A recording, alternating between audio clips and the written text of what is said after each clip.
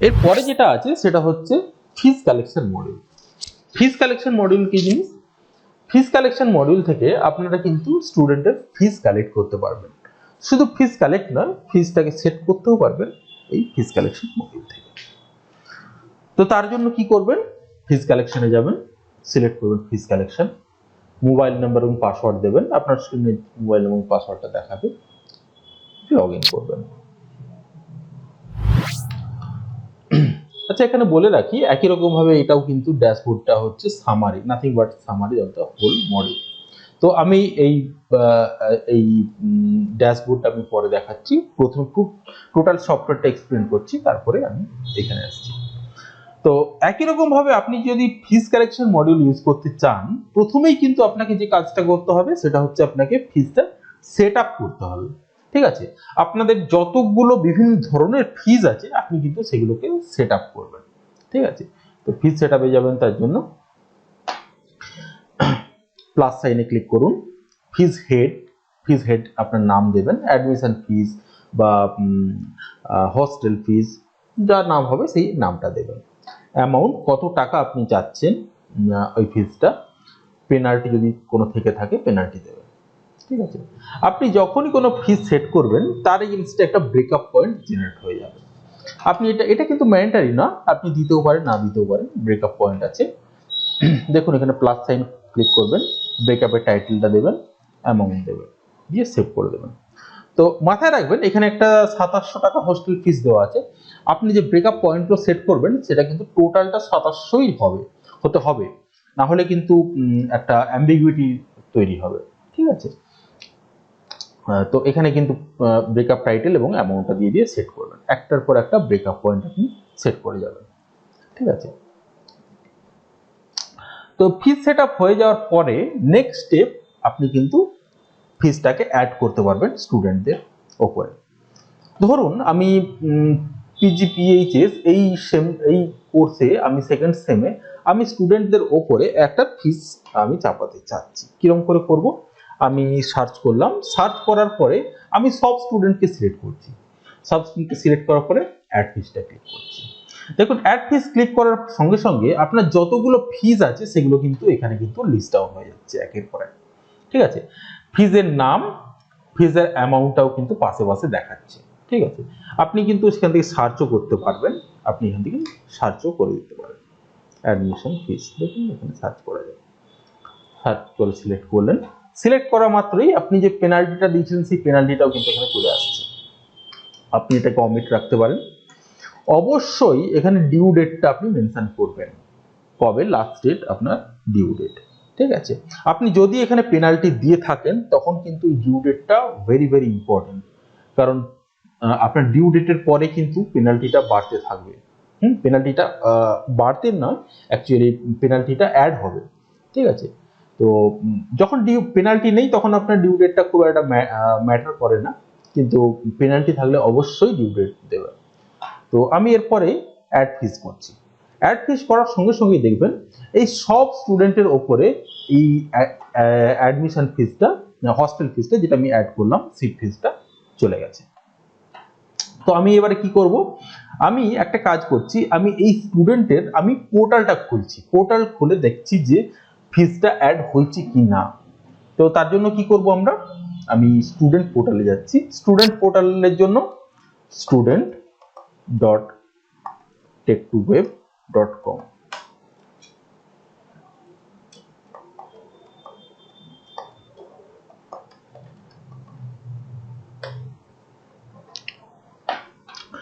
Registration number এবং registration ইয়ার দিতে বলবে। দেখুন আমাদের একটা রেজিস্ট্রেশন নাম্বার আমি নিচ্ছি 451, রেজিস্ট্রেশন ইয়ার আমি নিচ্ছি 1920,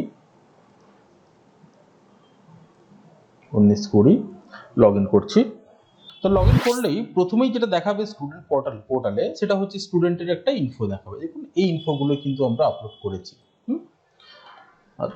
একদম ডান দিকে যেটা দেখাবে সেটা হচ্ছে স্টুডেন্টের কোর্স এবং কোর্স ডিটেলসটা দেখাবে। এরপরেই ফিজের ক্ষেত্রে দেখ, ফিজ যে মেনুটা আছে, ফিজে ক্লিক করলে কিন্তু ফিজটা দেখতে পাবো, যে ফিজটা আমরা এক্ষুনি অ্যাড করলাম। দেখুন আমরা এই ফিজটাই অ্যাড করেছি। ফার্স্ট সেম অ্যাডমিশন ফিস।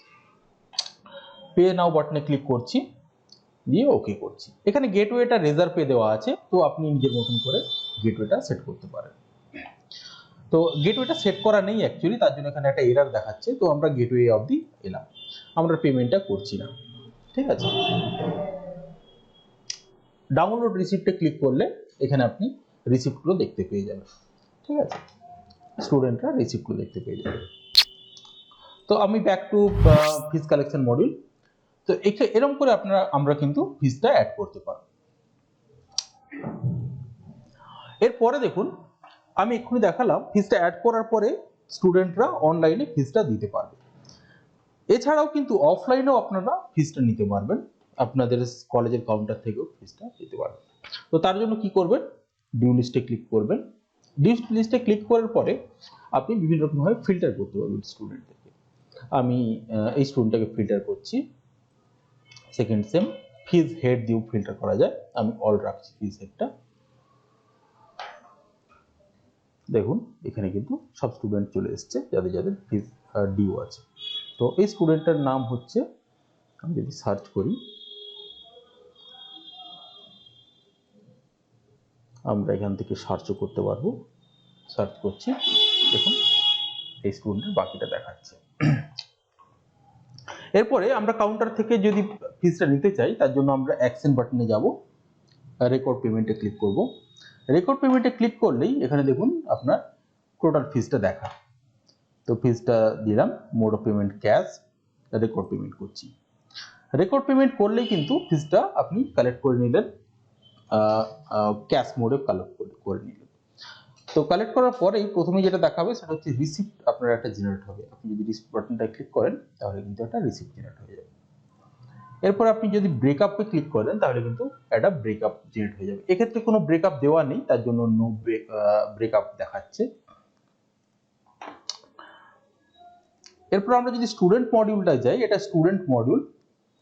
স্টুডেন্ট মডিউলে গিয়ে আমরা যদি পে ফিজে যাই, দেখুন ফিজটা কিন্তু আর নেই, কারণ আমরা কাউন্টার থেকে কালেক্ট করে নিয়েছি। ডাউনলোড রিসিপ্টে যাচ্ছি, দেখুন এখানে কিন্তু স্টুডেন্টের একটা রিসিপ্ট দেখাচ্ছে। তো এরকম ভাবে কিন্তু স্টুডেন্টরা নিজেদের পোর্টাল থেকে রিসিপ্টটা ডাউনলোড করতে পারবে। ঠিক আছে, এরপরে দেখাচ্ছি আপনি কিন্তু ফিজটা কি এডিটও করতে পারবেন। মাথায় রাখবেন, ফিজটা যদি আপনি এডিট করতে চান, আপনি কিন্তু ফিজটা এডিট তখনই করতে পারবেন যদি ফিজটা স্টুডেন্টের বাকি থেকে থাকে। স্টুডেন্ট যদি পেমেন্ট দিয়ে থাকে, তার কিন্তু ফিজ আপনি এডিট করতে পারবেন না, যে ফিজটা অলরেডি দেওয়া হয়ে গেছে। তো এডিট বাটনে এডিট ফিজে ক্লিক করবেন। দেখুন এখানে একটা এরর দিচ্ছে, কারণ এটা ফিজটা অলরেডি দিয়ে দিয়েছে। এরপরে পেমেন্ট হিস্ট্রিতে যাচ্ছি। পেমেন্ট হিস্ট্রিতে ক্লিক করলে আপনাকে কিন্তু যেটা দেখাবে সেটা হচ্ছে আপনার কবে পেমেন্টটা দিয়েছে, কোন মোডে দিয়েছে সেটা দেখাবে এখানে। আপনি চাইলে এখান থেকে আপনি পরে ডাউনলোডও করতে পারবেন আপনার রিসিপ্টটা। রিসিপ্টের পরে যেটা আছে সেটা হচ্ছে ব্রেকআপ। আপনি ব্রেকআপে ক্লিক করলে ব্রেকআপটা দেখাবে, এক্ষেত্রে কোনো ব্রেকআপ নেই। আপনি এখান থেকে ডিলিটও করতে পারবেন ফিজটা। ওকে, তো এরপরে যেটা দেখাবো সেটা হচ্ছে লেজার। আপনি কোনো একটা স্টুডেন্টের লেজারও চেক করতে পারবেন। এখানে দেখুন ভিউ লেজারের বাটনে ক্লিক করবেন। ভিউ লেজারে ক্লিক করলে আপনার কিন্তু স্টুডেন্টের লেজারটা আপনাকে দেখিয়ে দেবে। ঠিক আছে, দেখুন এখানে লেজারটা দেখাচ্ছে। ঠিক আছে,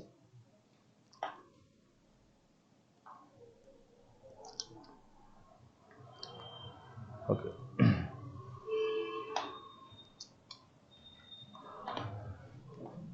তো এরপরে আপনি চাইলে এদের একটা রিপোর্টও বানাতে পারবেন, কার কার ডিউ আছে তার একটা রিপোর্টও বানাতে পারবেন। সেটার জন্য কি করবেন, সিলেক্ট অল করবেন। সিলেক্ট অল করার পরে আপনি এক্সপোর্ট অ্যাজ এক্সেল করবেন। এক্সপোর্ট অ্যাজ এক্সেল, এক্সেলে জেনারেট হয়ে যাবে আপনার রিপোর্টটা। আপনি যদি পিডিএফ এ চান, পিডিএফ এ ক্লিক করবেন, আপনার পিডিএফ এর রিপোর্টটা জেনারেট হয়ে যাবে। টোটাল কত টাকা অ্যামাউন্ট হয়েছে, কত টাকা ডিউ আছে, টোটালটা হয়ে যাবে। আপনি সবাইকে যদি একটা রিমাইন্ডার পাঠাতে চান, তাহলে এই রিমাইন্ডার সেন্ড এসএমএস নোটিফিকেশনে ক্লিক করবেন। এখানে এসএমএসটা টাইপ করবেন, দিয়ে সাবমিট করে দেবেন। সাবমিট করলে কিন্তু এই সব স্টুডেন্টের কাছে একটা নোটিফিকেশন চলে যাবে যে এত টাকা পেমেন্ট করতে হবে। ঠিক আছে। আপনার যদি কোনো ফিস যদি ভুলে যদি অ্যাড হয়ে গিয়ে থাকে, সেক্ষেত্রে ডিলিটের অপশন আছে। দেখুন এখানে ডিলিট রেকর্ড বাটন আছে, আপনি ডিলিট রেকর্ড বাটনে ক্লিক করলে কিন্তু ফিসটা ডিলিট হয়ে যাবে। মাথায় রাখবেন, আপনি ফিসটা ডিলিট করলে কিন্তু স্টুডেন্টের রেকর্ড কিন্তু ইনট্যাক্ট থাকবে, স্টুডেন্টের রেকর্ড কোনো চেঞ্জ হবে না, যে স্টুডেন্টের যে ফিসটা অ্যাড করেছিলেন সেই ফিসটা ডিলিট হয়ে যাবে।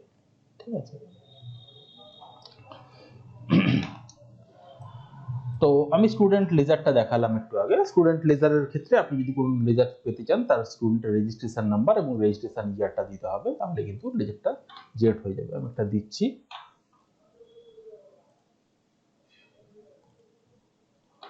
আমি প্রথম স্টুডেন্টেরই একটা রেজিস্ট্রেশন নাম্বার দিচ্ছি এবং রেজিস্ট্রেশন ইয়ার দিচ্ছি।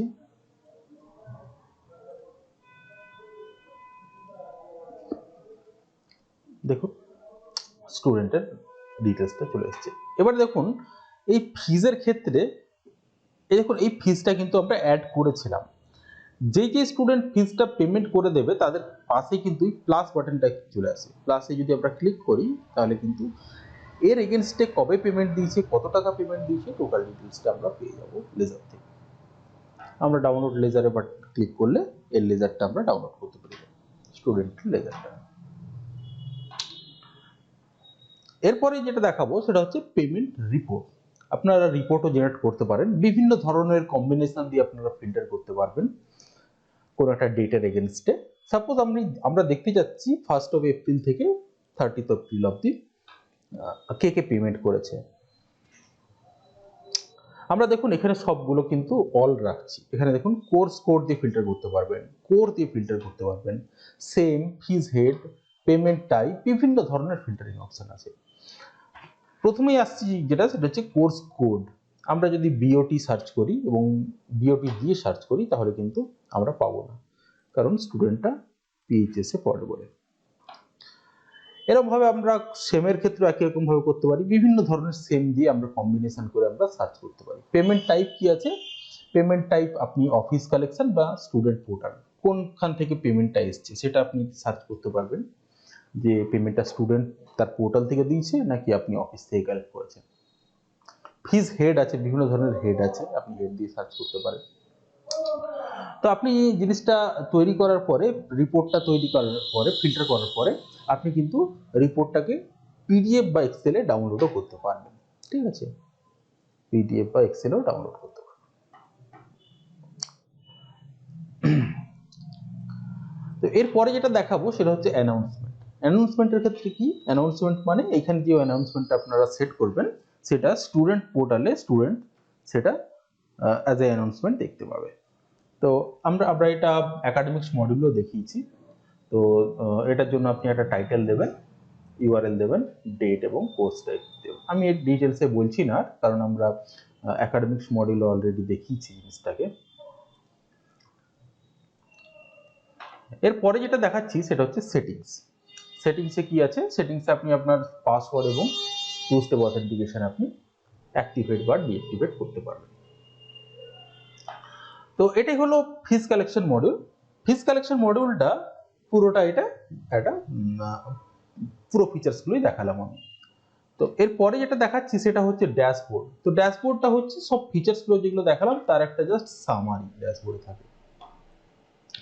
প্রথমে যেটা দেখাবো সেটা হচ্ছে আপনি কোর্স ওয়াইজ, কোন একটা কোর্স ওয়াইজ আপনি কিন্তু কালেকশন পেয়ে যাবেন।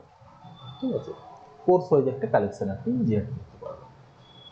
ওকে, এরপরে যেটা আছে সেটা হচ্ছে আপনি এখানে কিন্তু একটা গ্রাফিক্যাল ফরম্যাটে আপনি দেখতে পাবেন কবে কত টাকা কালেক্ট হয়েছে, মানে কোন মাসে কত টাকা কালেক্ট হয়েছে, এবং আগামী গত 6 মাস অবধি আপনি এই কালেকশনটা দেখতে পাবেন। দেখুন এখানে একটা গ্রাফ দেখাচ্ছে, এপ্রিল মাসের একটা গ্রাফ দেখাচ্ছে। আপনি যদি গ্রাফের এই যে বারটাতে ক্লিক করেন তাহলে কিন্তু ওই মাসে আপনার স্টুডেন্টের ডিটেলসটাও দিয়ে দেবে। ঠিক আছে, এখানে দেখাচ্ছে টোটালটা, আপনি কিন্তু বারে ক্লিক করলে ওই মাসের স্টুডেন্টের লিস্টটাও দিয়ে দেবে যে কোন কোন স্টুডেন্টটা পেমেন্ট দিয়েছে। এরপরে আপনি যদি ট্রানজেকশন আইডি জেনে থাকেন কোনো একটা স্টুডেন্টের, তাহলে কিন্তু তার একটা ডুপ্লিকেট বিলও, ডুপ্লিকেট রিসিপ্টও ডাউনলোড করতে পারবেন বা ডুপ্লিকেট ব্রেকআপ পয়েন্টও ডাউনলোড করতে পারবেন। এছাড়াও যেটা আছে সেটা হচ্ছে, আমরা যদি অনলাইন পেমেন্টের ক্ষেত্রে কখনো কখনো পেমেন্ট আনসাকসেসফুল হয়, কখনো কখনো পেমেন্ট ধরুন স্টুডেন্ট দিয়ে দিয়েছে পেমেন্টটা কিন্তু আমরা পাইনি, এরকম কেস হয়। তো আপনি যদি স্টুডেন্টের এরকম ধরনের রেকর্ড আপনি যদি আপডেট করতে চান, তার জন্য কি করবেন, স্টুডেন্টের ফিজ আইডিটা এখানে দেবেন। ফিজ আইডিটা কোথা থেকে পাবেন, দেখুন স্টুডেন্ট পোর্টালে যখনই আপনি পে ফিজ ক্লিক করবেন, এখানে দেখুন ফিজ আইডি বলে একটা কলাম আছে। তো এই কলাম থেকে আপনারা কিন্তু ফিজ আইডিটা পেয়ে যাবেন। ফিজ আইডিটা সিলেক্ট করবেন, দেবেন। রেফারেন্স নাম্বার, রেফারেন্স নাম্বার বলতে মানে কোনো একটা ইউনিক নাম্বার দিতে হবে আপনাকে, যে এই রেফারেন্স নাম্বারের এগেইনস্টে পেমেন্টটা পড়ছে। তো রেফারেন্স নাম্বারটা গেটওয়ে, প্রত্যেকটা গেটওয়ে যখন আপনি ব্যবহার করবেন, কোনো গেটওয়ে ব্যবহার করবেন, গেটওয়ে অ্যাকচুয়ালি প্রত্যেকটা পেমেন্ট সাকসেসফুল হওয়ার পরে তার এগেইনস্টে একটা রেফারেন্স নাম্বার আপনাকে দিয়ে দেয়, যেটাকে বলে ট্রানজ্যাকশন আইডি অনেক সময় বলে। তো সেই ট্রানজ্যাকশন আইডিটা এখানে দেবেন, অ্যামাউন্টটা দেবেন, কত টাকা আপনি কালেক্ট করেছেন, মানে ওই রেফারেন্স নাম্বারের এগেইনস্টে কত টাকা পড়েছে সেই অ্যামাউন্টটা আপনি এখানে দেবেন। আপডেট পেমেন্টে ক্লিক করবেন, তাহলে কিন্তু পেমেন্টটা আপডেট হয়ে যাবে। নিচে দেখুন একটা একটা জাস্ট সামারি দেওয়া আছে, কটা ইউনিক ফিজ আছে, কটা ব্রেকআপ পয়েন্ট আছে, কটা ডিউ আছে, এবং টু স্টেপ অথেন্টিকেশন অন আছে না অফ আছে। তো এটাই হলো পুরো মডিউলটা উইথ ড্যাশবোর্ড।